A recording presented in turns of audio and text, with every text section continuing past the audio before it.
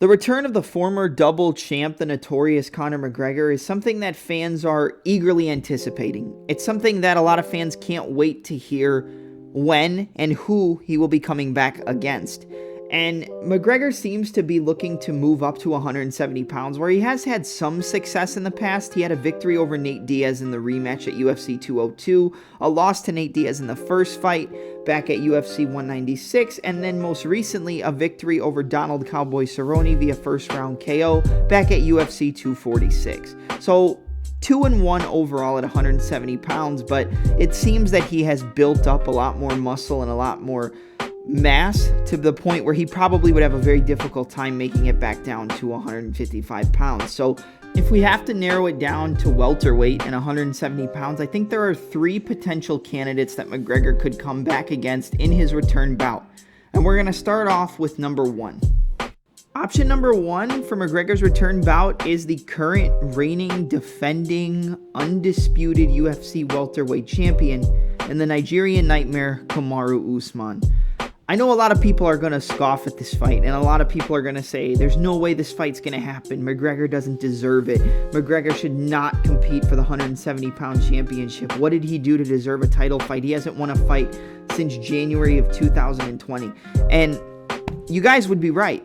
I'm not saying that McGregor deserves a crack at the 170-pound championship, but you have to look at it from a business standpoint, and you also have to look at the fact that I know a lot of people think that Usman is more than likely going to be going up against Leon Edwards in July. I think that is something that has been rumored heavily, but there's no confirmed bout yet. So Usman doesn't have an opponent. It could be Khamzat Chimaev, going off the fact that he just recently defeated Gilbert Burns in that all-out war at UFC 273. But I feel like Chimaev will more than likely have to have one more fight, and that would probably come against the likes of a Colby Covington. So if you take Chimaev out of it, take Colby out of it, Jorge Masvidal's not going to get a fight for the welterweight championship, but we'll talk about him a little bit later. I feel like McGregor versus Usman would sell a lot of tickets. It would sell a lot of pay-per-views, and I know that's what the fans want to see. Like, it might not be what the hardcore fans want to see, and a lot of people are going to think that Usman's going to run right through McGregor. And you know what? You're probably right. I'm not saying that the fight would be competitive. I'm not saying that the fight would be an all-out war, but it's something that, honestly, I want to see. I want to see what McGregor can do at 170 pounds against the Nigerian Nightmare. I want to see how Usman's improved striking stacks up against McGregor if this fight was to come to fruition. Would the improved stance switching and combinations under the tutelage of Trevor Whitman carry Usman to knock out Conor McGregor? I could see it. I could see McGregor getting knocked out cold by Usman with the power we've seen him being able to generate with this newfound striking success and striking style. Or would McGregor's sharpness, counter ability, light on the feet, in and out movement be enough to land on the chin of the Nigerian Nightmare and bring us back to a notorious dream? You also can't forget the fact that Usman's currently recovering from surgery on his right hand following that fight against Colby Covington at UFC 268, and he's probably going to be looking to return around the summer, towards the end of the summer, which kind of lines up with McGregor's return timetable. McGregor's obviously recovering from that horrific left ankle injury that he suffered at UFC 264 in his last fight against Dustin Poirier in the trilogy bout. So although I believe McGregor would probably be ready quicker than Usman would be ready to return to the octagon, I still like it as the first option for the notorious Conor McGregor's return opponent. Option number two for McGregor's return opponent would be Jorge Gamebred Masvidal. And as we said, we were going to keep it in the 170-pound welterweight division, but when you look at it in terms of wins and losses in recent performances, Masvidal versus McGregor makes a lot of sense currently. Both men's last wins are actually pretty similar in terms of time frame. Masvidal's last win obviously coming for the BMF championship at UFC 244 back in November of 2019 at Madison Square Garden. McGregor's last win, January 2020 against Donald Cowboy Cerrone at UFC 246. Masvidal has suffered 3 back-to-back losses, 2 to the current reigning defending welterweight champion Kamaru Usman, and most recently a loss to Colby Chaos Covington via a dominant dominant 5-round decision victory, even though he did come close with a check right hook as Colby stepped forward and almost knocked him out, but he didn't have the gas to push pedal to the metal to get the finish. So I think that McGregor versus Masvidal is a very interesting fight. It's definitely a fan favorite fight. I wouldn't consider it a dream fight, but in the eyes of some fans, maybe you could consider it just that. And I know it would sell millions of pay-per-views. It would sell a bunch of tickets, and it would make the UFC the money that they're always trying to make when they book these marquee fights. So I really like Masvidal versus McGregor, and aside from that, I actually think that this is a little bit of a favorable matchup for McGregor. I think he could definitely beat Masvidal. I think he's quicker. I think his counter ability is a lot better. I think his in and out footwork and movement is a lot better. The power of Masvidal is something that McGregor would probably have to be worried about, but McGregor has power in and of his own right. We obviously know with that Celtic left cross and that beautiful counter, the check right hook, the 1-2, the lead right uppercut. So I do like this fight for McGregor, and I think that McGregor versus Masvidal is almost the perfect fight at the perfect time if it were to be made next. And for the third and final option for McGregor's return bout at 170 pounds, you can look no further than the trilogy bout against Nate Diaz. I mean, I don't even have to talk about this much because in the eyes of the fans, this is the biggest fight to make. I think this would sell the most out of any of these fights, even though I think all three would definitely sell a ton of tickets in their own right.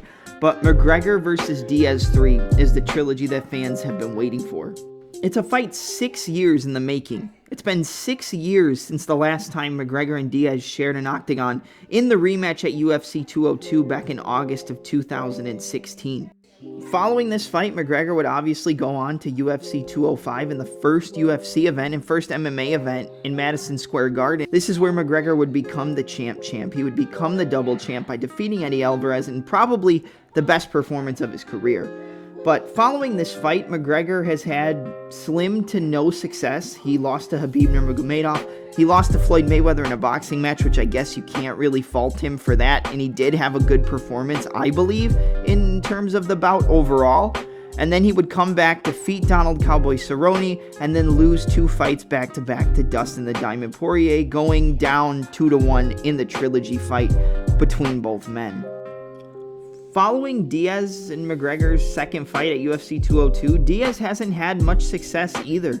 He came back at UFC 241 and defeated Anthony Showtime Pettis in a fan favorite fight, but looking at how Anthony Pettis' career went following that fight, that doesn't look like that great of a win for Diaz. And then following that, he returned against Leon Edwards back at UFC 262, where he lost basically the entire fight, kind of got outclassed for all 5 rounds until the final moments of the last round where he landed that left cross on the chin of Leon Edwards and put the fans into a frenzy.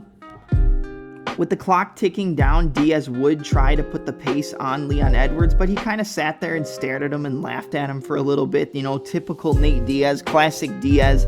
And he kind of let the fight slip away from him because I feel like if he did push the pace for those final minute and a half, 2 minutes of that last round after this punch landed, he could have gotten Leon Edwards out of there, and we could have been looking at a Nate Diaz versus Kamaru Usman fight for the welterweight championship. But that's neither here nor there. I mean, shoulda, woulda, coulda, it didn't happen, and Leon Edwards would eventually get the decision. But I feel like this would be kind of the McGregor-Diaz trilogy coming full circle. You know, almost 6 years in the making. A perfect fight for both men at the current point in their career, with each competitor having slim to no success since the last contest. But that's my third and final option for who the notorious Conor McGregor should face in his return to the octagon later this year. I think all of these options are perfect, and even though the worst option for McGregor personally would probably be the 170-pound welterweight championship fight against Usman, that would probably be one of the most interesting fights in terms of the fans and all of the theories and the predictions and the lead up to the fight. I think that would probably be the most interesting.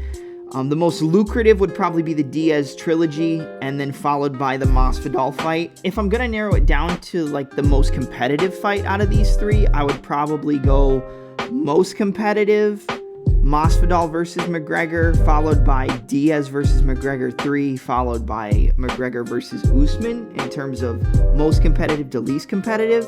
The one I would want to see the most would probably be Masvidal versus McGregor, followed by Diaz versus McGregor. Or I'm sorry, Masvidal versus McGregor, followed by McGregor versus Usman, followed by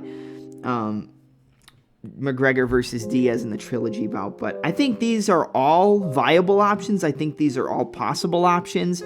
Even with the Usman fight, I think it's a lot more realistic than people think at this current point, because Usman doesn't technically have a concrete challenger due to the fact that the Leon Edwards fight hasn't been announced yet. So I can definitely see it happening, and I wouldn't be surprised if that was the next fight we got for McGregor. But needless to say, and to wrap this all up and wrap up this entire video, whoever McGregor does end up competing against in his return bout, it's going to be talked about. It's going to be the McGregor spectacle. It's going to be a ride on the notorious carousel that McGregor has carried us on throughout his entire career. I guess you could say more of a roller coaster than a carousel when it comes to the notorious Conor McGregor, but you catch my drift and you know where I'm going. But overall, whoever McGregor comes back against, it's going to be one of the biggest moments of the year. It's going to be a moment where MMA fans, casual and hardcore, rejoice, and one that everybody is going to tune in for. And a fight that McGregor is in desperate need of winning. So I guess the question is, when the time comes, who will the notorious Conor McGregor return against in his return to the octagon? And will he come out victorious? Please like, comment, subscribe, and share this video.